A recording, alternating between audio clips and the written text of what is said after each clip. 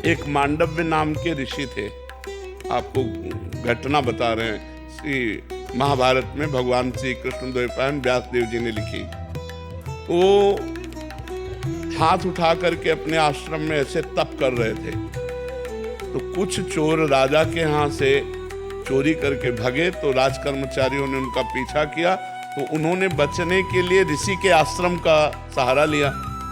पर राजकर्मचारियों ने देख लिया था कि आश्रम में गए, तो आश्रम में घुस गए, तो चोर भी मिल गए और सामान भी मिल गया। तो राजकर्मचारियों को लगा ये बाबा जी का ढोंग कर रहा है मांडव्य ऋषि को, ये चोर रखता है और चोरी करवा करके ऐसा उनको भी बांध लिया। अब वो इतने समाधिस्थ हैं कि उनको होश ही नहीं है, भगवान में इतने लीन है कि उनको होश नहीं है। राजा के पास गए, राजा ने तुरंत आदेश कर दिया सबको शूली पे चढ़ा दो, तो सबको शूली पे चढ़ा दिया और मांडव्य ऋषि को भी शूली पे चढ़ा दिया। शूली होती है एक भाले जैसी आकृति की, और उसको ऊपर से ले जाकर ऐसे छोड़ा जाता है, तो उसके गुदा द्वार में जितना घुस जाए, अब वो तड़प तड़प कर मरता है, बहुत बुरी सजा है। तो जो ही गुदा द्वार में शूली इतनी घुसी, तो उनको होश आ गया। जब होश आया तो पद्मासन लगा के बैठ गए सूली पे। वो तो महापुरुष थे, जो अन्य चोर थे वो मर गए थे। अब जब अन्य को सजा देने के लिए वहां लाया गया, तो जो ही देखा पद्मासन में तो भाग के गए, उनका कोई महात्मा सूली पे चढ़ा।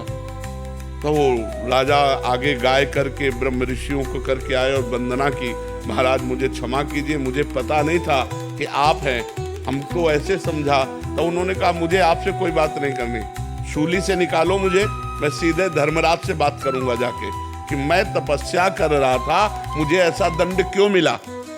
क्योंकि कोई भी बिना अपने कर्म के दंड नहीं पा सकता, ये पक्का सिद्धांत है। तो शूली निकाली गई लेकिन निकल नहीं रही थी, लाख प्रयास किए तो शूली काट दी गई। तो उन्हें अणिमांडव्य ऋषि कहते हैं। वो सीधे धर्मराज के पास गए और धर्मराज से कहा कि मैं तुम्हें दंड देने के लिए आया हूं।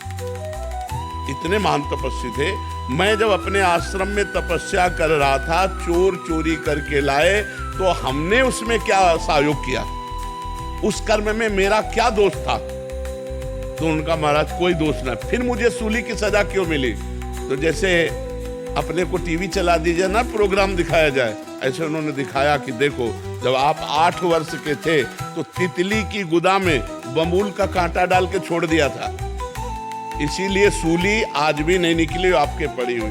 तब उनका 8 वर्ष के बालक को ज्ञान नहीं होता, इसलिए मैं आज से मर्यादा रखता हूं कि 14 वर्ष तक की अवस्था का किया हुआ पाप दंडनीय नहीं होगा, नाबालिग।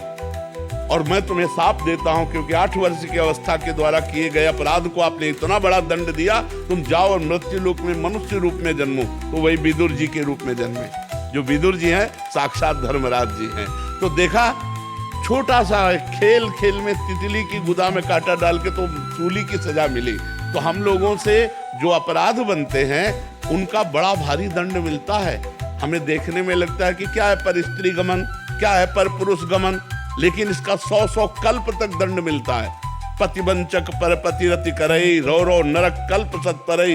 यदि पराई स्त्री से पुरुष भोग करता है तो 100 कल्प तक रो रो नरक भोग पर। जो पराई पुरुष से भोग करती है, वो ऐसा शास्त्रों में जो मर्यादा लिखा हुआ है, जो धर्म लिखा हुआ है। तो अब आपका कौन सा पाप कितना बड़ा है, ये तो न्यायाधीश निर्णय करेगा। लेकिन सब पापों को नष्ट करने का एक उपाय है, नाम संकीर्तनम यस्य सर्व पाप प्रणाशनम।